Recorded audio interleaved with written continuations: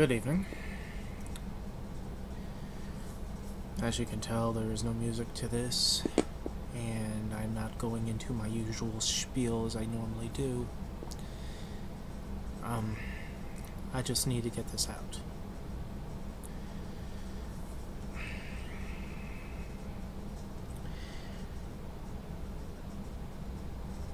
This is going to be about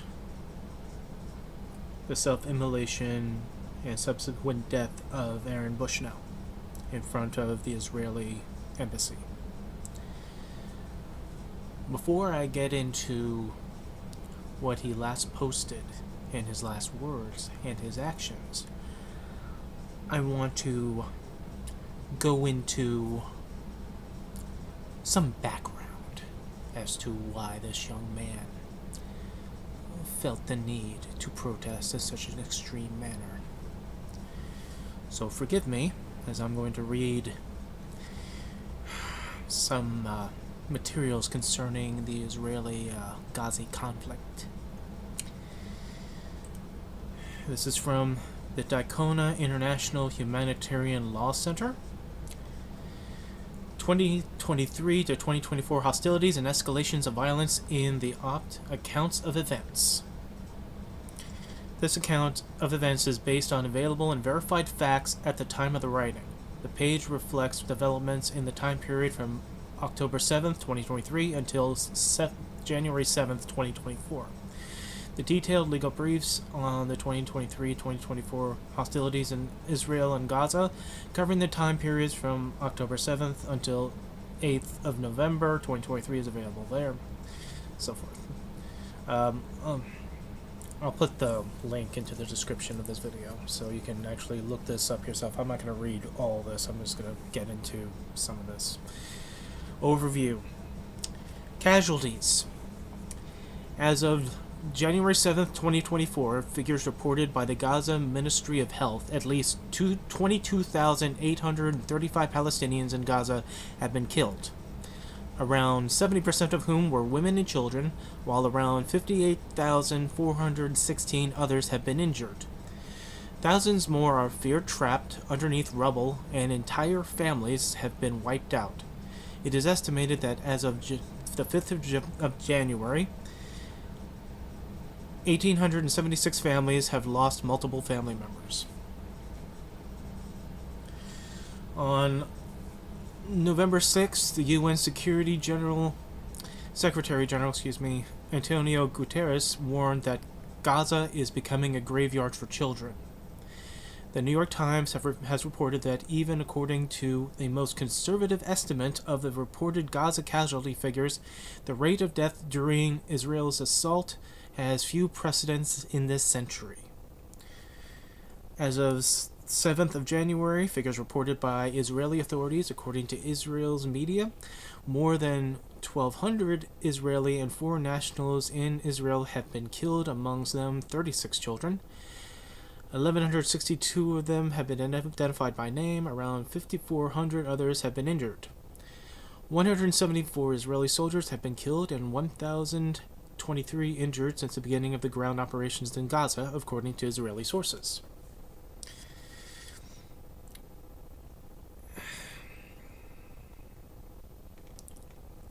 In early December, the World Food Programme, WFP, released food security assessments for Gaza, which documents inadequate food consumptions in 97% of households in northern Gaza and 83% of households in southern Gaza, respectively. Furthermore, 48% of residents in north and 38% in the south suffer from severe levels of hunger. They have around 1.8 and 1.5 liters of clean water per day at their disposal, respectively. 90% of Gazians in the north and 2/3 in the south reportedly had to go on one full day and night without food, 18% and 13% respectively, indicating that they endured this for over 10 days in the last month. The deputy director of WFP said that half of Gaza's population is starving. In a statement dated the 11th of November, The UNRWA Commissioner General Lazarian, pardon if I mispronounced that, said, "Every little girl and boy I met in the shelter asked me for bread and water." The UN High Commissioner for Human Rights, Volker Turk, warned of a heightened risk of atrocity crimes in light of the apocalyptic humanitarian situation in Gaza. On the 21st of December, the World Health Organization said that 93% of the population in Gaza is facing crisis levels of hunger with insufficient food and high levels of malnutrition, while communicative diseases, including diarrheas and respiratory infections, the former a leading cause of infant mortality worldwide, as well as meningitis and chickenpox, are spreading rapidly. At least 1 out of 4 households are experiencing extreme lack of food and starvation, having resorted to selling off their possessions and other extreme measures to afford a simple meal. As of the 21st of December, 2.2 million Gazians were at an imminent risk of famine, according to the Integrated Food Security Phase Classification, IPC. The UN Secretary General Antonio Guterres wrote on LinkedIn that 4 out of 5 of the hungriest people anywhere in the world are in Gaza. In a statement dated January 5th, 2024, the UN Under-Secretary General for Humanitarian Affairs and Emergency Relief Coordinator, Martin Griffiths, said that Gaza has become a place of death and despair, which has simply become uninhabitable with its population, witnessing daily threats to their very existence while the world watches on. He called for an immediate end to the war, not just for the people of Gaza and its threatening neighbors, but for the generations to come who will never forget these 90 days of hell and of assault on the most basic precepts of humanity. There is more to this concerning hostages, prisoners, the displacement and destruction of civilian infrastructure, humanitarian catastrophe, accounts of sexual and gender-based violence. There were a listing of these on here. So I will put the link in the video, in the topic line, so you can look this up. Now that's what we will talk about as the background as to what was going on in Aaron Bushnell's mind, heart, and soul when he went and did what he did. Now let's talk of him directly. This is from Newsweek. Aaron Bushnell reveals, I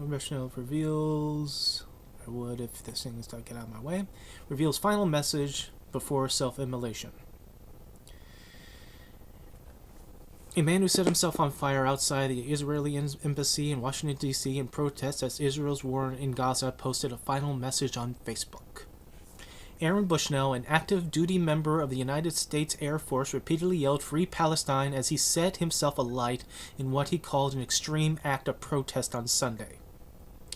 Bushnell, 25, of San Antonio, Texas, was transported to a local hospital in critical condition. He later died, a spokesman for the D.C. Metropolitan Police Department told Newsweek via email. Earlier in the day, Bushnell posted a final message on Facebook alongside a link to a Twitch stream that has since been taken down.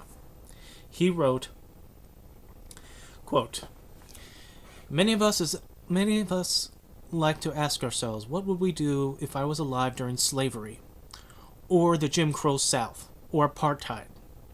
What would I do if my country was committing genocide? The answer is, you're doing it right now." Unquote. In a video posted on social media, Bushnell cited U.S. support for Israel's action in Gaza as a reason for his protest. "My name is Aaron Bushnell. I am an active duty member of the United States Air Force, and I will no longer be complicit in genocide," he says. Quote, "I am about to engage in an extreme act of protest, but compared to what the people have been experiencing in Palestine at the hands of their colonizers, it's not extreme at all. This is what our ruling class has decided will be normal." Unquote. The footage shows him walk up to the driveway of the embassy, set his phone down on the ground, and pour an unknown liquid from a bottle over himself and ignites it while yelling "Free Palestine" repeatedly. The video shows one officer pointing a gun at Bushnell while others extinguishing the flame. The MPD spokesman did not confirm if that officer worked for the police department, but said the matter is under investigation. The MPD officer responded at around 1 p.m. to assist a Secret Service, quote, after a man set himself on fire in front of the embassy, the spokesman said. He was transported to the D.C. Fire and EMS to a local hospital where he later died. The department is working with the Secret Service and the Bureau of Alcohol, Tobacco, and Firearms and Explosives to investigate the incident, the spokesman added.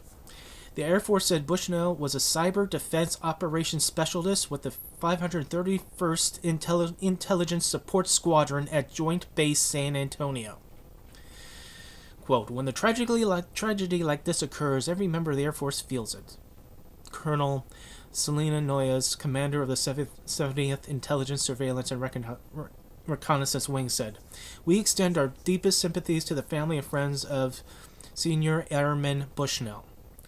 A LinkedIn account apparently belonging to Bushnell describes him as an inspiring software engineer with a talent and passion for solving complex problems with code. He joined the Air Force in May 2020 and has been a DevOps engineer based in San Antonio, Texas since March 2023, according to the page. Bushnell's protest comes as the Israeli war on Hamas has killed about 30,000 Palestinians. From this point of view, the Associated Press reported, citing the health ministry in Gaza. Israel declared war following the Hamas attack on southern Israel on October 7th, which about 1,200 people were killed. Israeli air and ground offensive have since driven about 80% of Gaza's population from their homes.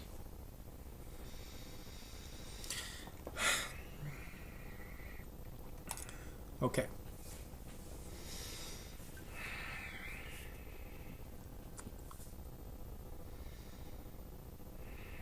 I am trying to hold myself here.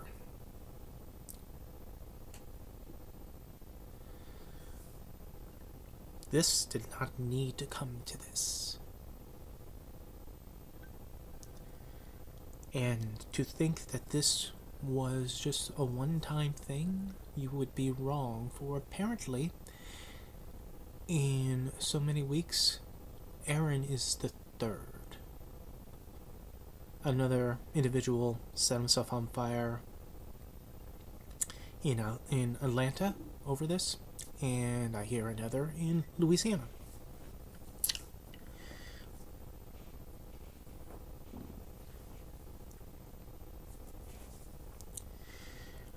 I have said in recent videos, a number of them, how the conflict in Gaza, the nature of this conflict, is in error. It is wrong. And I've given my reasons for it. I've given alternatives to it. People who turn their blind eye, for whatever reason, to say that Israel is allowed to defend itself at all cost, when we tell them what the cost is, what is being done, they just say, oh, defense of Israel, that's all, turn a blind eye. There have been reports, not only of what I've written, of what I've spoken about here, that you will find on the link, but they were of other atrocities, besides the conventional atrocities of war on civilians. Attacking and bombing a hospital, setting up safety routes for people to evacuate, to be refugees, telling them, oh, this is completely, utterly safe, you can go ahead and you move, and then attacking that route. People huddling together in refugee camps, and then attacking the refugee camps. Posting and broadcasting torture. That also apparently is being done.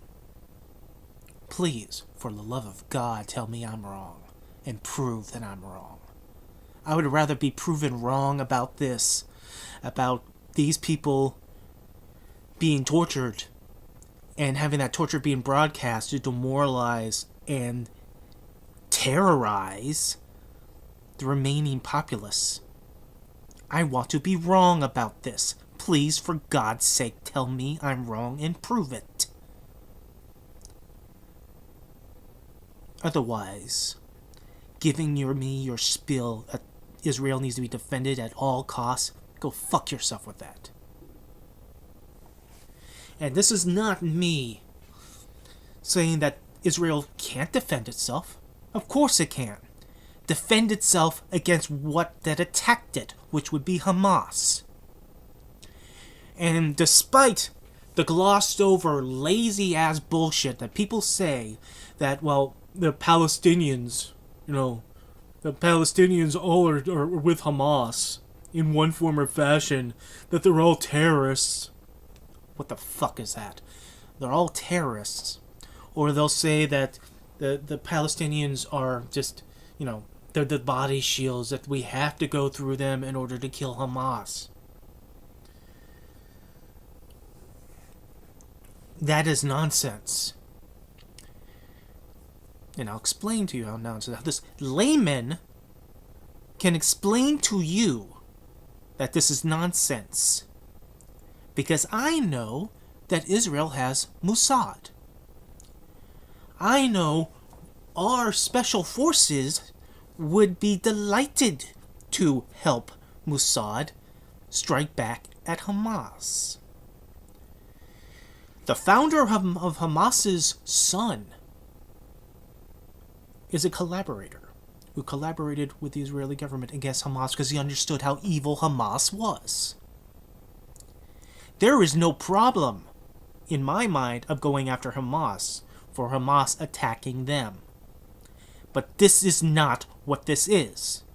This is Israel, the Israeli government. And again, for the previous videos, I will make this distinction yet again, that I'm discussing the Israeli government, not the people, not the faith. Don't even start with that anti-Semitic bullshit with me. Because it's not about that. This is about people. This is about these old fucking men who was gleeful that October 7th happened, that attack happened, so they can play with their fucking toys in the sand, and they can send their military into Gaza, so they could displace people from Gaza, so they can take Gaza back. They already have plans for Gaza in a post-war scenario. Benjamin Netanyahu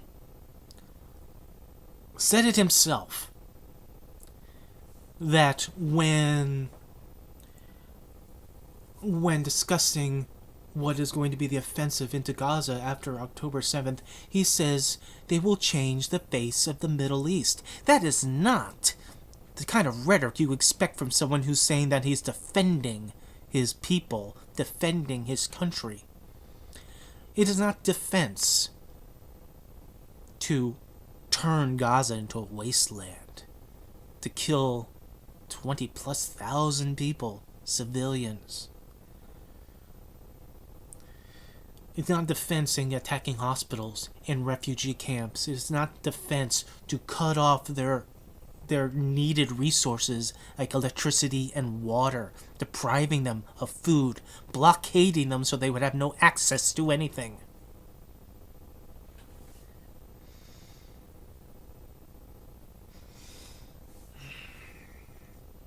The world is watching this. And not only watching Israel, they're watching the United States. And why would they be watching the United States? Because in the recent UN Security Councils where people bring up the proposals to compel a ceasefire, and that vote comes around, that vote gets vetoed. Why? By who? By the United States.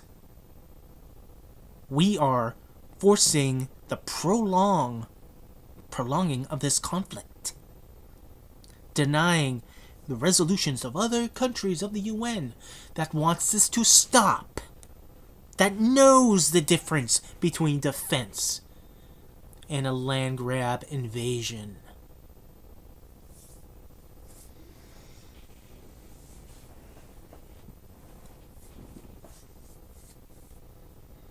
Now, why am I getting so emotionally involved in this? Why is this? Because I'm living in my lap of comfortable existence in the United States away from such things. Why is this that I have no skin in the game? Why am I bothering with this?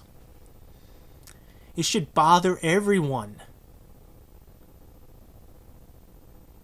But there are people I've seen, when I bring any of this stuff up, especially in the group that I am associated with, that I admin on, Middle America, and when I bring up Aaron Bushnell and what he's done, there are people that would rather trash him, calling him a disgrace to his uniform.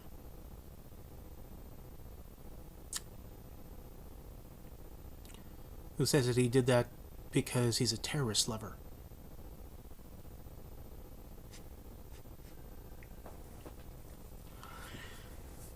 Wondering about if this young man has mental illness, or had mental illness. You know, that could be the case. I mean, we all have our moments. We all have our breaking points. We all have maybe convictions that goes ahead of our common sense. And maybe we do hit our limit.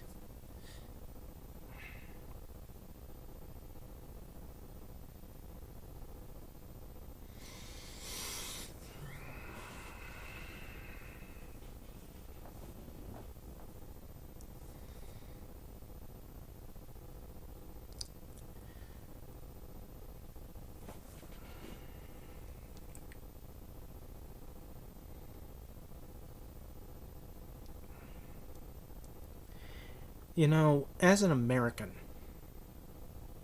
who is knowledgeable about our history, not only our history with each other, our history and our effect on the world,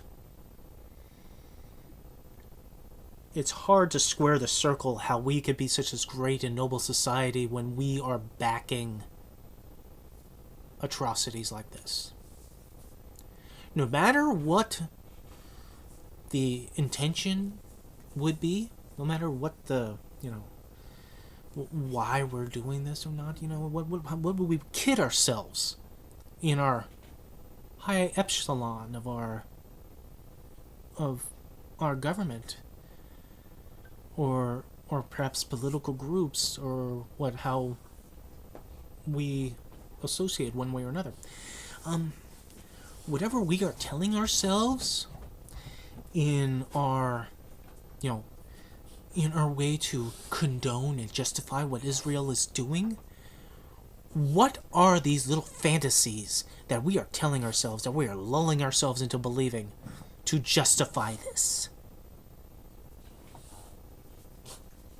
I mean, I see people like Joe Walsh who does play the Israel must defend itself at all costs and use whatever measures it can at all cost. Fucking really? Really? Where does that go? What is the motivation of people that would just put the blinders on and doesn't care? I have said this before, how this type of behavior, this type of military action, this type of terrorism that is being done to the populace is not all that dissimilar to what was done to the Israeli government's, these old men's grandparents or their parents under the Nazis.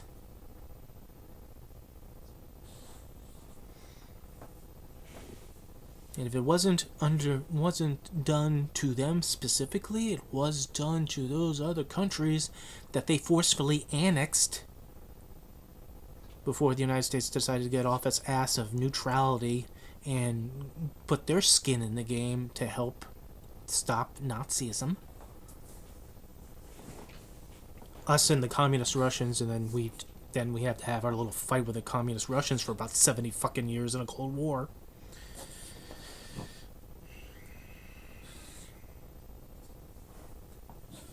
What do you tell yourself? When you see any of this stuff, you flip the pages of your newspaper, or you look online on social media, or the news outlets in the media, or TV, or whatever, and you hear all this stuff is going on, and you just go, what? What is going through your head to justify and condone what Israel is doing in Gaza?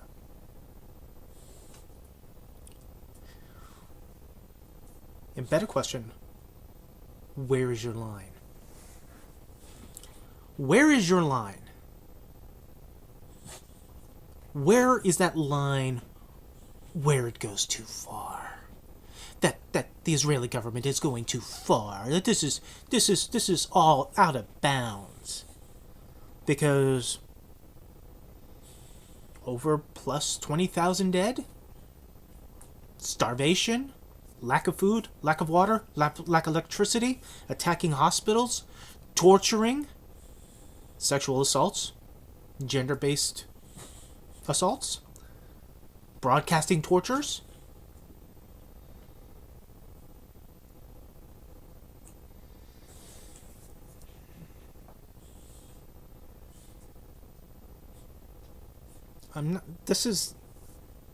Let's not play the compare and contrast thing and talk about what Hamas has done to Israelis, because Hamas is a terrorist organization. So any whataboutism of whatever they do shouldn't be relevant if you are doing exactly the same thing to Palestinians. I've asked this again before. How many non-combatant Palestinian civilians is it worth it to kill to get one Hamas fighter? Or 2? Or 5? Or 10? How many innocents would you mow down to get to those who actually are holding an AK? But in the end, it's not even about Hamas. The Israeli leaders was happy of that horrific attack on October 7th. It's that justification to go in. Because their agenda has nothing to do with the defense of Israel. If you wanted to defend Israel, if you wanted to have a nice and peace in Israel, then you would actually be serious of having a nice and peace situation, solution, get together, negotiate, diplomacy with the people of Gaza, of the Palestinians.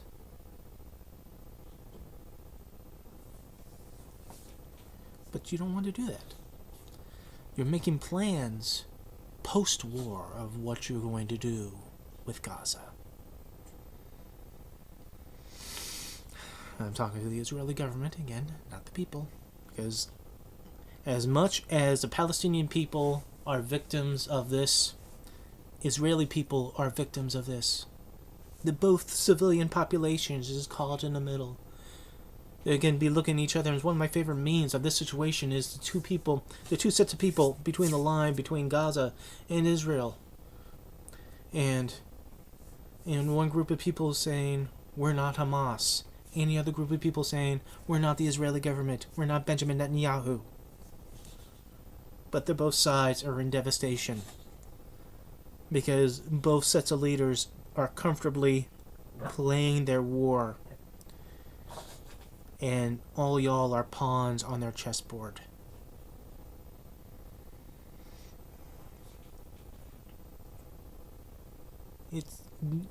Can't even go into. It's not a simple matter of going into the what's, whys, hows, and intricacies of what's going on to the politics in the Israeli-Gaza conflict, in their war. I mean, not from us, thousands of miles away. No. What we should really be considering, and what we should really be talking about, is our own involvement in our own government to this. Where is the voices in our government that is condemning the violence between Israel and Gaza? They're not talking about the glad handing. We must support Israel at all costs. We must defend Israel at all costs. We must arm them tooth and nail at all costs. Send out our carrier groups to go into the Mediterranean. Send out our jets to help support bombings. Something Aaron Bushnell did not want to be a part of as a US Airman.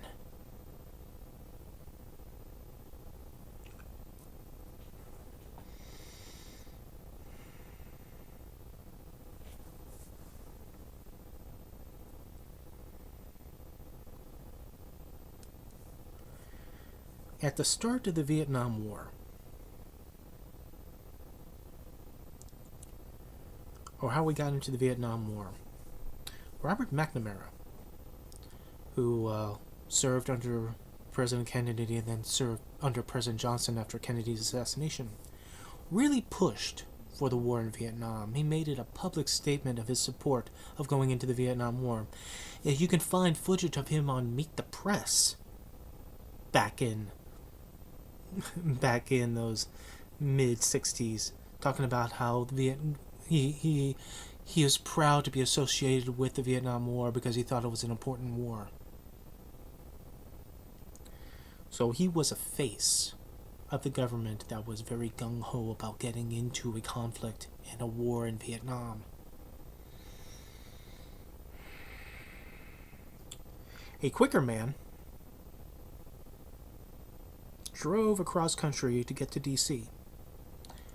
He had his little infant child with him. He drove to the Pentagon, just outside McNamara's office, where he stood up upon the wall, doused himself in gasoline, splashed some on his child too. It took bystanders to convince him to hand over his baby, which he did, and the baby was saved. Then he set himself on fire, just outside of McNamara's office, to protest the war in Vietnam.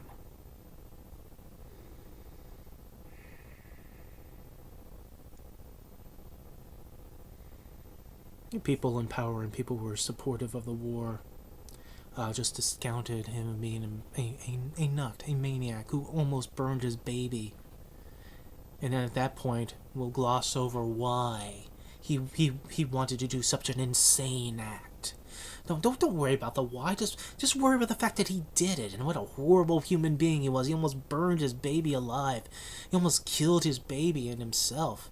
At least he killed himself. Oh, let's just not discuss why he did it. Shh, let's not talk about that. And it's the same thing as we're probably hearing. We'll start probably hear about Aaron Bushnell, is that the why he did it is going to be lost in the noise of him doing it. As I already said among my group, that there were voices that are saying that, he was a terrorist lover and he was a disgrace to the uniform, condemning him as opposed to actually discussing why he did it.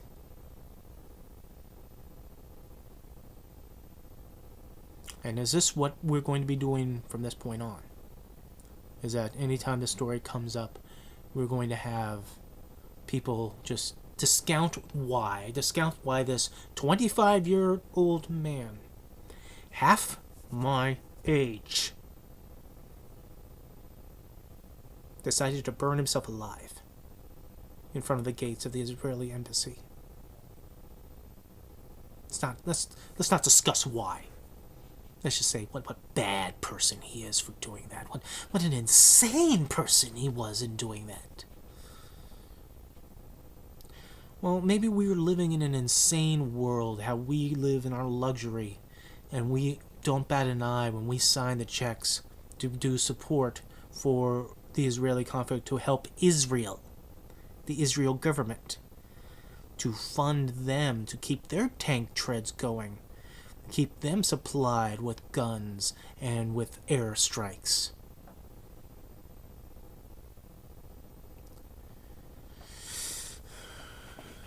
Because, again, if this was a honest-to-God conflict that Israel was going after Hamas, that would be a different story entirely, because we would not be having any of this shit. We would have surgical strikes that we know Mossad is capable of doing, alongside of our special forces and the Allied special forces that would be back in their play, and there would not be some condemnation against Israel on the world stage for this. Because there wouldn't be. It would be, honest to God, Israel defending itself from terrorists. Instead of Israel, their government, grounding up Gaza, making the majority of the people flee, so when this conflict is over, then they can move in. Then they can have their peace that they were missing. Then old men that doesn't give a shit about the people that they throw into the slaughter, or that they slaughter on the other side, will clink their champagne glasses. It's a job well done. And thank you, United States, for letting it happen, for making it happen, to making sure that no one else could stop us by vetoing in every Security Council meeting any measure that would call that for the UN to officially call for a ceasefire. Thank you. You're very helpful. I don't understand why we'd be motivated to do that. That, idealistically speaking, why we would be a party to this. Now, we have done, as the United States, as our own governmental entity, for the past 70 plus years, we have done some horrible shit around the world in the name of the Cold War. In our little cold, let's not put boots on the ground against Russia, or else we will be pointing our missiles at Russia and Russia will be pointing their missiles at us. We won't have our hot wars, but we'll sure as hell get involved in proxy conflicts that is adjacent to communist Russia. So, have our little conflict with Korea, because we don't want communism to spread there. We don't get a conflict in Vietnam. We don't want communists spreading there. Well, that didn't quite work, did it? And our other little skirmishes that we have along the way, not only of our, spying back and forth between the powers, and anything else that you can think of. My favorite things that we used to do is that we would prop up fucked up dictators, so long as they were opponents of either Russia or satellites of Russia, which is why we supported Saddam Hussein during the Iran-Iraq War.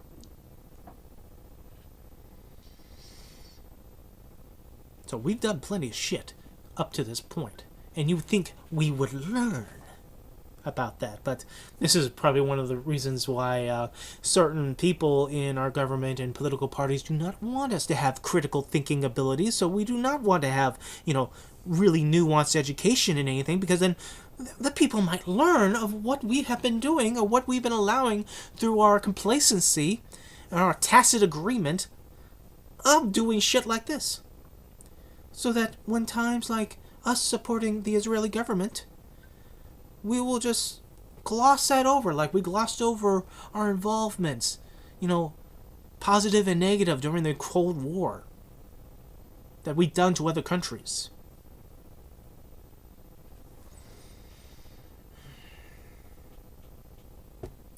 You can make a separation between Hamas and the Palestinians.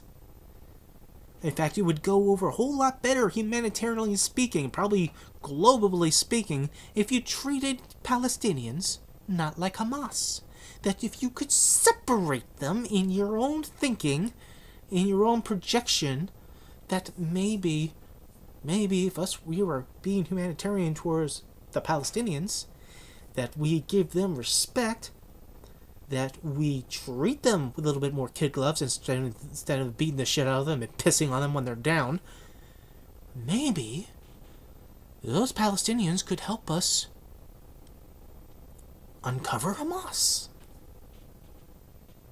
If we actually went to bat for these people, if we went to bat for these people as we're supposed to be the superpower, then maybe the people in their cornered despair wouldn't have to turn to people like Hamas or the PLO or the Yasser Arafats, who the famous quote was, he never missed an opportunity to miss an opportunity when it came to peace.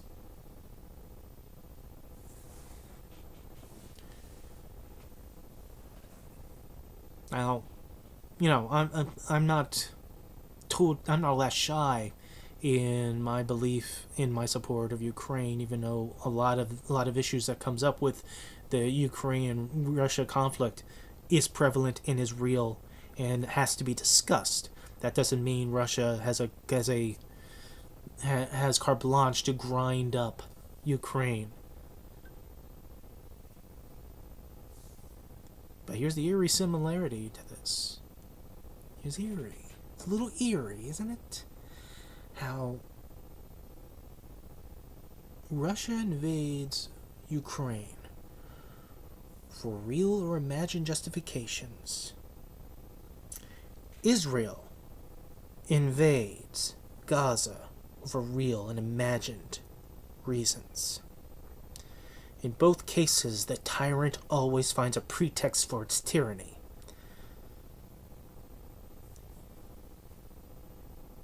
And see how a ruling system, how we want to support, who we want to support. We want to support Ukrainians being invaded, but we want to support the Israelis for invading.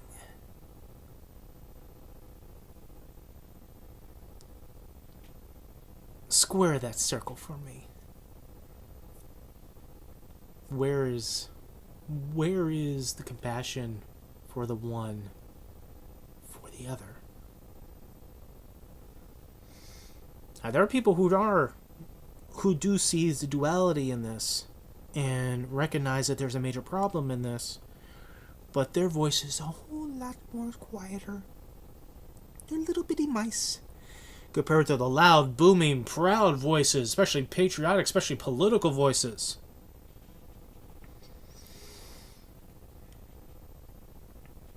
But fortunately, we don't have to worry about, financially supporting either one of these because, we're being told by our House Republicans is that we can't possibly support any of them without some sort of border deal. But you did have a border deal in place, and a bipartisan border deal that had funding for the border and Israel and Ukraine and Taiwan. And then your boss, your real boss, Trump, told the Republicans in the Senate to scuttle it and told you to be very vocal in your wish for it to be scuttled. So yeah, you got scuttled. A thing that had the bipartisan support of very restrictive border policies that you all wanted, you scuttled because Trump wants to use it for the general election campaign. Now, the problem with that, of course, is that since that is known now, we will remember later when he starts whining about the border how there was something, maybe it was not going to be the greatest thing since sliced bread, but something that was going to happen. Something that even Biden himself said he would close the border if it passed. Something you also want to be happening. See, I don't mean to bring this into our current politics, especially on this particular issue, but the thing that is correlating in this is that in the United States, we get outraged real quickly, especially dramatically, especially when it comes to politics, and says, oh, we're gung-ho about that. But when there's something really, really, really happens, we don't seem to have the time for that. We don't have the time for that. We'll complain about it. We'll bitch about it till the cows come home. But you want us to actually do something about it?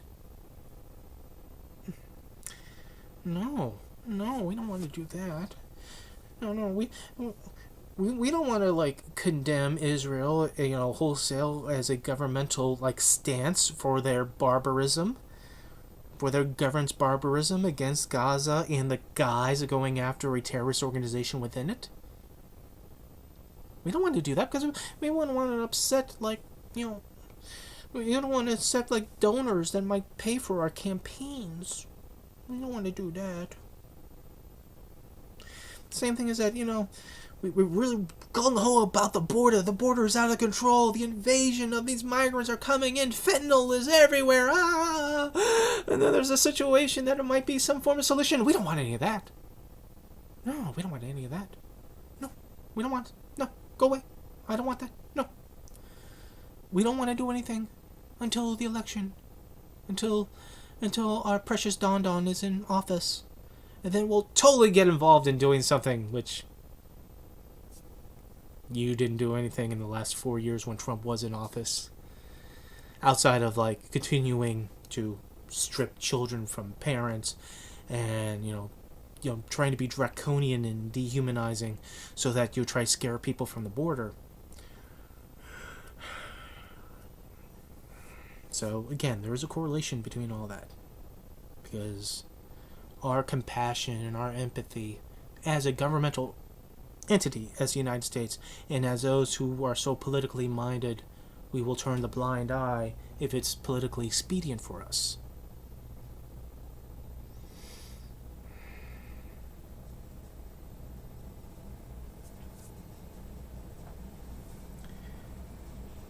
Aaron Bushnell did something about it. He protested at the expense of his life. He did not hurt anyone else. His fire did not harm anyone else. It didn't even harm property. It didn't even blemish the gate. He died screaming, "Free Palestine." It matters to know why he did that.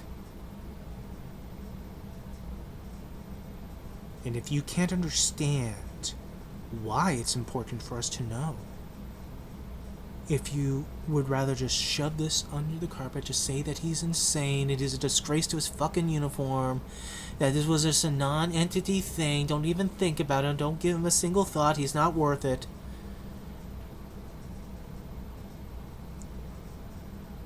If that is the majority thinking,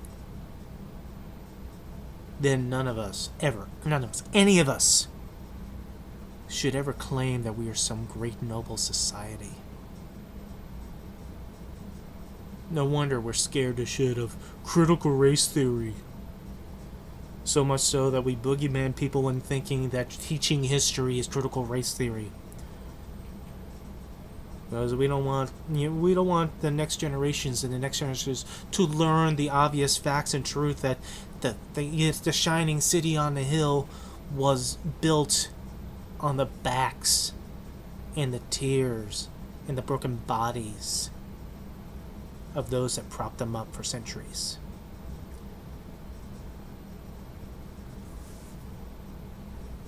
They don't want people to think about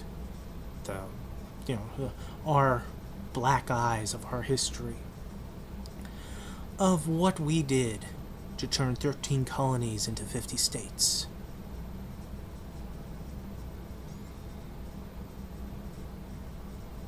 They don't want us to feel ashamed of ourselves for our previous actions of the past. But here's the thing about that, and that is an interesting point that I keep hearing about from time to time.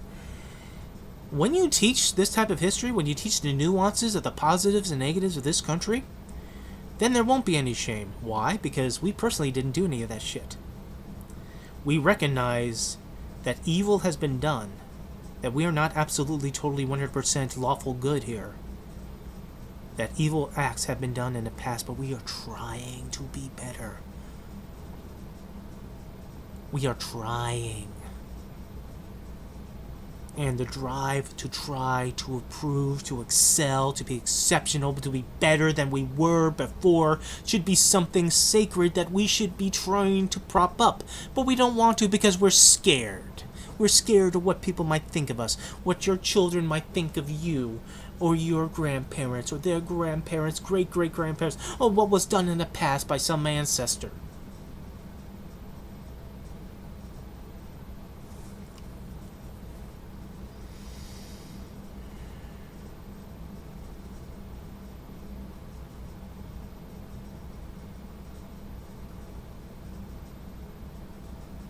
You want to do better than those who came before us. Those good parents of good children want their children to succeed them, to be better than them. Whether we succeed or not, that is up to us and our abilities. I wish I could say that I have succeeded in one way or another from the successes and experiences of like my family, my older brothers, my father. I can't necessarily say that I have, but I'm trying. I haven't given up in my life. I'm not coasting.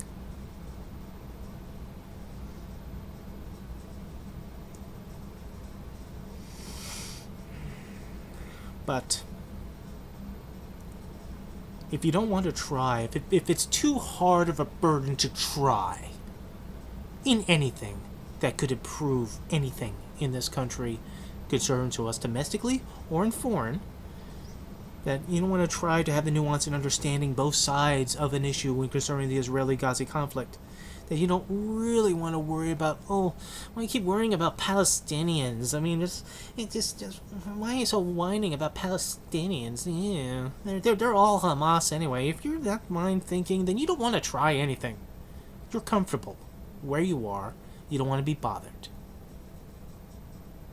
The problem with being a superpower is that you become the responsibility. You have the responsibilities of being that superpower for everybody else, for good and for ill.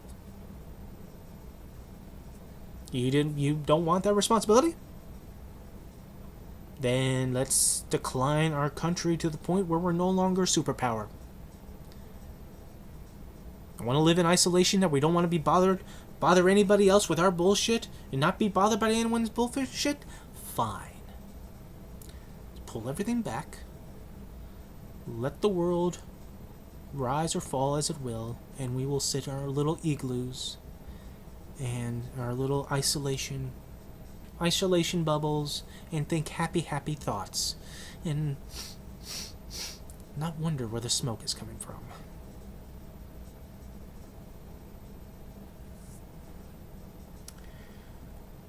I don't know if Aaron Bushnell, as a person, is a good guy or a bad guy. He seemed to be a good guy socially. He seemed to be someone who had a socially conscious mind. He had helped shelters and charities in his spare time. Again, half my age. Seemed to be a good guy to friends and family.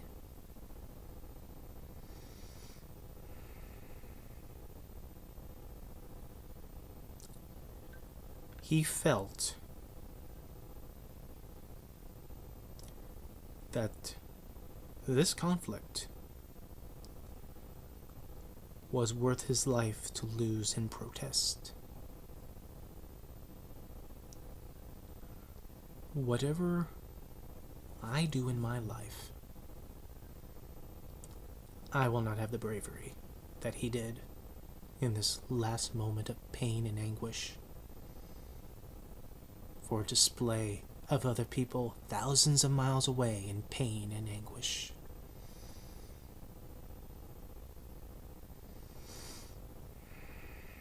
Until we hear some sort of weird discovery of him being like a Hamas sleeper agent or whatever, which I'm sure people will come out in the dark web of some bullshit like that, I am going to say that he was a good person.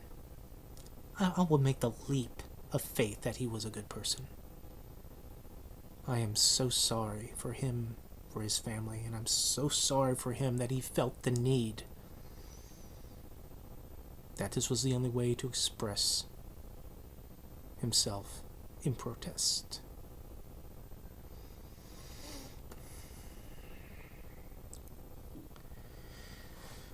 I will be back a future date to rant about more positive things, like the continual downslope of our country due to the choices that we have in our presidential candidates that we choose to have. Two men in decline that in nearly every example we see in front of them on a stage, in an interview, we see the decline in front of us. And because of our political tribalism, we'll turn a blind eye to our guy when he does it, and we'll amplify on blast when the other guy doesn't. Or maybe we made better choices. Maybe our governmental system needs a little reform. But then again, just like my thing for transgender bathrooms, where we would have just have individual stalls, not have men's rooms, ladies' rooms, and just have rooms of single stalls, that takes will to have that come about. And will is a little bit short these days.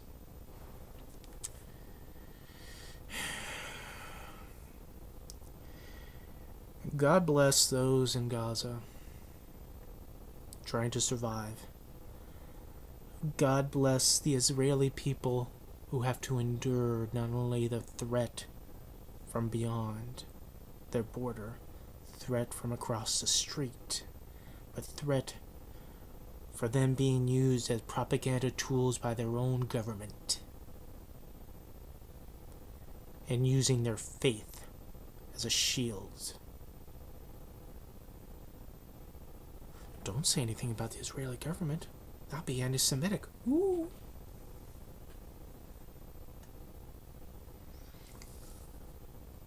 Rant to you again later.